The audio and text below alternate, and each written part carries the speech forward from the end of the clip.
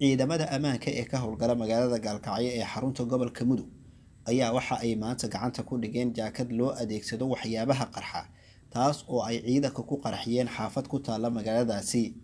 Taliyaha qaybta booliiska gobolka Mudug gaashaanle dhexe Qaasim Sheekdoon Cali oo shir jaraa'id u qabtay warbaahinta waxa uu sheegay in ciidanka ay gacanta ku soo dhigeen jaakad nuuca qarxiyada iyo agabkii lagu qarxiyay taas oo ku timid buu yiri xog ay ka heleen qaar ka mid ah shacabka ku dhaqan gobolka Mudug isla markaana ay uga mahadceliyeen dadaalka ay sameeyeen shacabka ku dhaqan gobolka Mudug. sidoo kale waxa uu intaa ku daray in ay aad ugu raad joogaan raggii ku howlanaa diyaarintii qaraxaas isla markaana ay sii wadi doonaan howlgalkooda.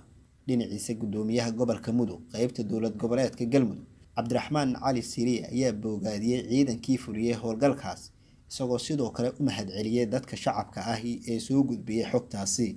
lama oga ilaa iyo hadda halka la damacsanaa weerarka qaraxa ee la qorsheynayay balse ay ka hortageen ciidamada amaanka. magaalada Gaalkacyo ee xarunta gobolka Mudug ayaa u kala qaybsan koonfur iyo waqooyi waxaana kala maamula dowlad goboleedka Galmudug iyo sidoo kale maamulka Puntland. dhinaca kale wararka aynu ka helayno magaalada Baydhabo ee xarunta gobolka Bay ayaa waxa ay ku waramayaan in xalay dable hubeysan ay dil u geysteen gudoomiyaha halka ku sugnaa.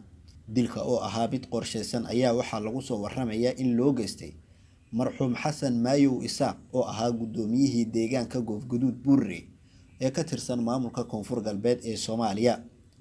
ragga dilka fuliyay ayaa la sheegay in weerar gaadma ah ay ku qaadeen goob uu ku sugnaa gudoomiyaha isla markaana uu markii horeba soo gaaray dhaawac culus. sidoo kale wararka ayaa intaa ku daraya in Xasan Maayow Isaaq oo la dhigay isbitaalka Baydhabo uu saacado kadib u geeriyooday dhaawaca soo gaaray. al-shabaab ayaa mas'uuliyadda dilkaasi dhabarka u ritay waxaana ay sheegeen in ay iyagu ka dambeeyeen isla markaana howlgalka ay iyagu fuliyeen. dhinaca kale ma jiro wili wax wara oo ka soo baxay maamulka gobolka iyo kan koonfur galbeed ee Soomaaliya ee ku aadan dilka marxuum Maayow Isaaq. Goofguduud Buurre oo qiyaastii 30 kiiloomitir oo kaliya u jirta magaalada Baydhabo ayaa waxaa had iyo jeer weerar ka fuliya kooxda al-shabaab oo wili ku xoogan qaybo ka mid ah gobolka Bay iyo Bakool.